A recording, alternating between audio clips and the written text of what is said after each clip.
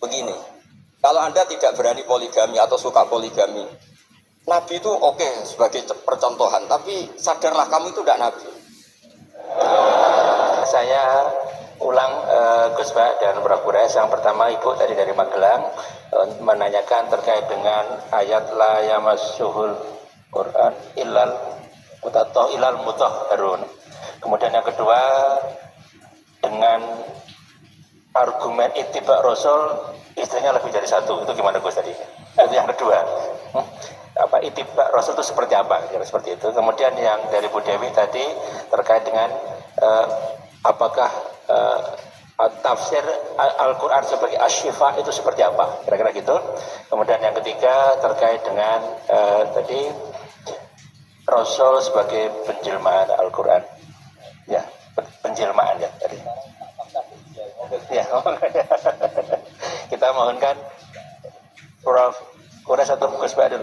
Ya, kedua. Ya, oleh. Ya. Ini jawab yang kok tadi kok tersangkanya hanya kiai, rata-rata kiai itu istrinya. itu selera lelaki, bukan selera kiai itu.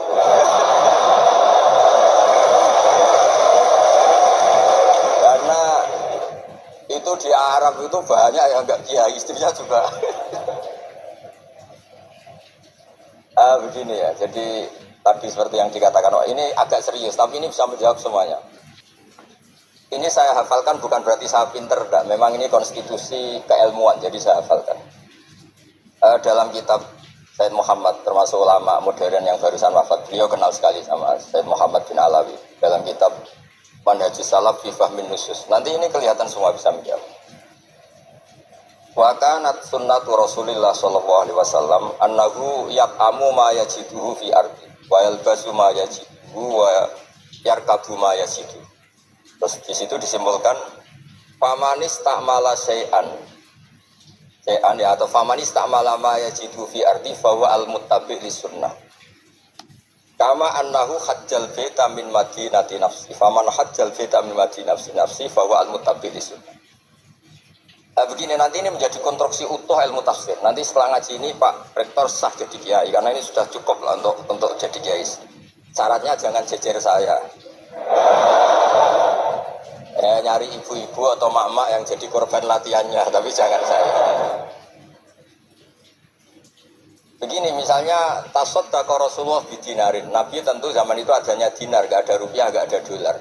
Itu zaman itu Imam Syafi'i langsung digenti, disamanin pakai alat tukar. Sehingga ketika kita sedekah pakai rupiah, itu juga niru Nabi ketika beliau pakai dinar atau dirham. Karena sama-sama ini alat apa? Tukar. Tasaddaqa Rasulullah bisa'in min tamrin, tasaddaqa Rasulullah bisa'in min aqid. Nabi sedekah pakai kurma. Sudah kita ganti saja pakai makanan pokok, sehingga kita sedekah pakai apa? Beras. Sebab itu kata Imam Syafi'i, yang wajib dizakati apa? Ya putih ahli balad. Bukan niru nas yang zaman Nabi ya yang disebut ya makanan-makanan Arab. Tapi semua ulama sepakat beras itu harus zakat karena ini kuti ahli balad. Padahal Nabi gak pernah menzakati apa? Beras. Nabi karena posisi di Madinah mikotnya dari Dzul Khulaifah yang sekarang disebut Bir Ali itu. Tapi orang Mekah meskipun ikut Nabi, mikotnya misalnya kamu sedang di Mekah, ya mikotnya ke Tanim atau ke Jirona, atau orang Mekah sendiri nafsu Mekah di bab haji. Intinya itu tidak karena memaksakan ikut Nabi, terus orang Mekah ikutnya dari mana? Bir Ali. Jadi hal-hal seperti ini tuh di ranah ilmu tafsir sudah lazim. Nah begitu juga tentang poligami. Saya sering cerita, kalau kamu tidak berani poligami, jangan lalu nggak tahu logika poligami. Saya termasuk umat yang saya yakin husnudzon dicintai Rasulullah SAW. Karena saya itu sinau lama, bukan ingin jadi rektor, bukan, memang sinau untuk sinau. Juga agak ingin jadi ketua MUI, ya enggak, sinau untuk sinau. Saya itu kalau di rumah, niru Pak Kures, bikin teh sendiri, bikin kopi sendiri, karena saya ingin nggak terlalu dihormati. Saya tuh kesini tadi ya sama anak saya, pokoknya saya seneng hidup kayak umumnya orang.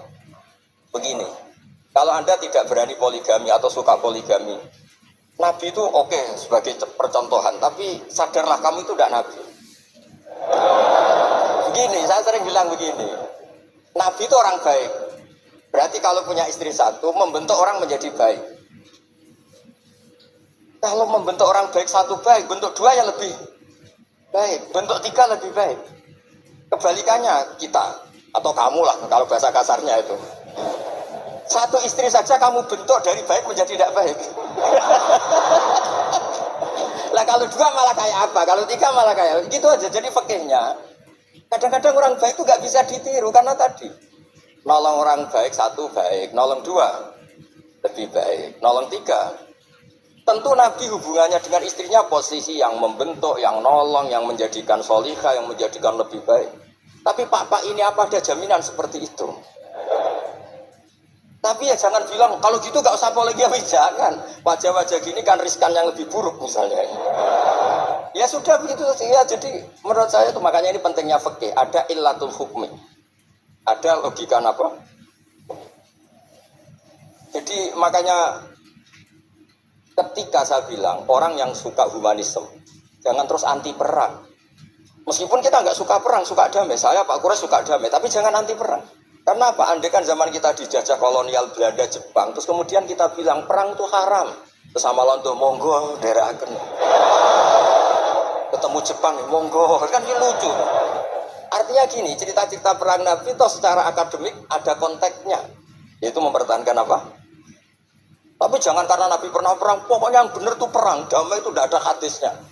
Yang nggak ada itu bacaan kamu, bukan hadisnya. Ya jadi kira-kira gitu. Jadi yang wilayah Mas Wilal Muthaharun tadi saya sudah mandatkan ke rektor, itu wilayah sensitif. Ada yang bilang ini urusan NU dan MZU kata Pak Rektor. Ya lagi-lagi itu urusan tafsir. Ya wilayah Mas Wilal Muthaharun itu tidak boleh megang mushaf kecuali yang suci. Nah tentu konsensus banyak ulama suci itu ya bisa suci dari hadas besar, hadas kecil, bahkan suci dari hati-hati yang kotor. Tapi ada yang bilang sekedar Islam itu sudah bukti suci. Itu wilayah-wilayah tafsir, tapi tetap saja tafsir ini tidak menggantikan teks yang ada di Al-Quran. Misalnya begini, saya sudah nggak punya hadas besar, nggak punya hadas kecil, tapi terus saya megang Quran, pas saya sedang marah sama Anda, mungkin Allah juga nggak suka, karena saya baca Qul a'udzu birabbil falaq min syarri ma khalaq. Ingatnya kamu, min syarri ma khalaq itu kan. Saya berlindung dari Allah dari makhluk-makhluk terjelek karena sedang marah. Makanya kalau sedang marah sama istri jangan baca surat itu. Pasti min syarri ma khalaq, oh yang di rumah itu gitu. Sebab itu ngendikane Nabi ini Pak Kures pasti hafal hadis itu. Iqra'ul Qur'an ma'talafat qulubukum. Kamu baca Quran ketika hati kamu itu stabil. Karena kalau tidak stabil, aduh wah ya musuh kamu. Min syarri ma khalaq, istri kamu itu kan terus korbannya banyak. Pokoknya kalau sedang tidak baik-baik saja tidak usah baca Quran dulu. Waras dulu baru baca Quran. Ya kira-kira gitu. Nanti yang edisi yang lebih paras Pak Pres ngertikan ini. Ya itu asifah ini.